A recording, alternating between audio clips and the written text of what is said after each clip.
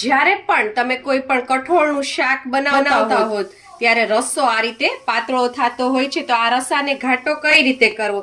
જ્યારે પણ શાકનો વઘાર કરી દો અને શાક આ રીતે ઉકળતું હોય ત્યારે એની અંદર ચણાનો લોટ લેવાનો છે અથવા બેસન લેવાનો છે, એને ચાળીને લેવાનો છે જેથી ગઠ્ઠા ના પડે. એને આ રીતે 1/2 થી 1 ચમચી જેટલું તમારે આ રીતે ભભરાવી દેવું, જેવો તમારે ઘાટો રસો કરવો હોય એવું.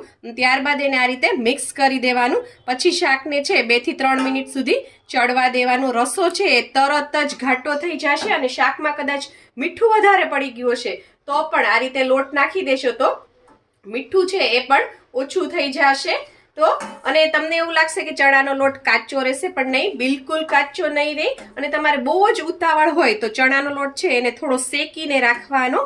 એ નાખશો તો તમારે 1 જ મિનિટમાં ચણાનો લોટ ચડી જશે. અહીંયા કાચો નાખ્યો છે તો તમારે 2 થી 3 મિનિટ છે શાકને આ રીતે ઉકળવા દેવું પડશે. તરત જ લોટ ચડી જશે અને રસો પણ ઘાટો થઈ જશે અને ટેસ્ટમાં પણ વધારો થશે. આવી જ આઈડિયા, ટિપ્સ અને રેસિપી માટે સબસ્ક્રાઇબ કરજો પૂનમ્સ ફ્લેવર કિચનને. થેન્ક યુ, આવજો. અને હા, આ બનાવી છે મેં મગની દાળનું શાક, અને આની રેસિપી જોવી હોય તો તમને મારી ચેનલ ઉપર જોવા મળી જશે. થેન્ક યુ, આવજો.